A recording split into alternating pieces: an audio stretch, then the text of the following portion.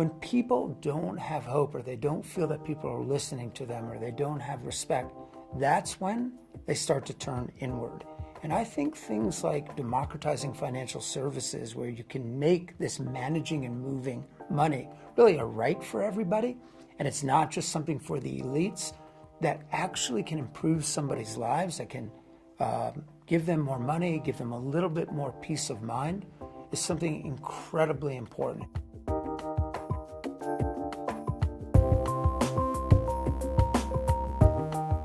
So there are 2 billion people in the world that live outside of our financial system. In the United States, there are over 70 million people who live outside the financial system. This is a global issue of immense proportions.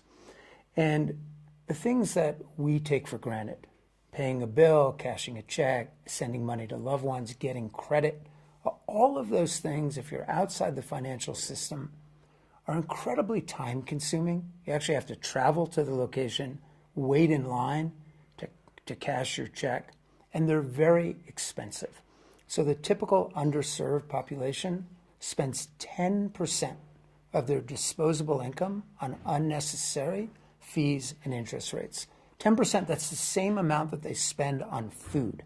So our view of this is, with technology, that's ridiculous. If you can use fintech the right way, technology the right way, you actually have built-in distribution in the form of smartphones.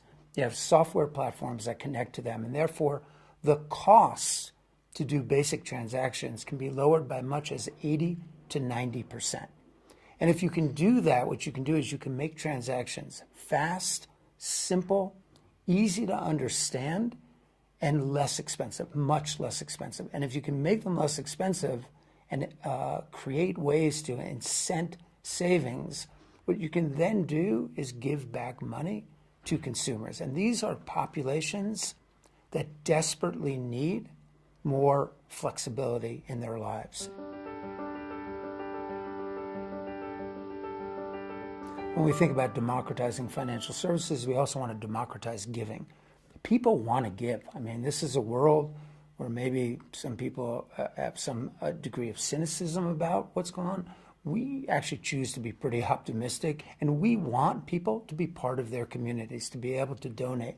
So interestingly enough, we did over $7 billion of donations through the PayPal platform this year alone to charities around the world in 180 different countries. Over 8 million people donated through PayPal. So whether they're small donations or larger donations, we just make it very easy for both the individual to donate, but also for the charity to accept those donations. We give the receipts back to, as you probably noticed, to the consumer. So we take a lot of the paperwork away from the charity to make it easy to donate and give over the platform.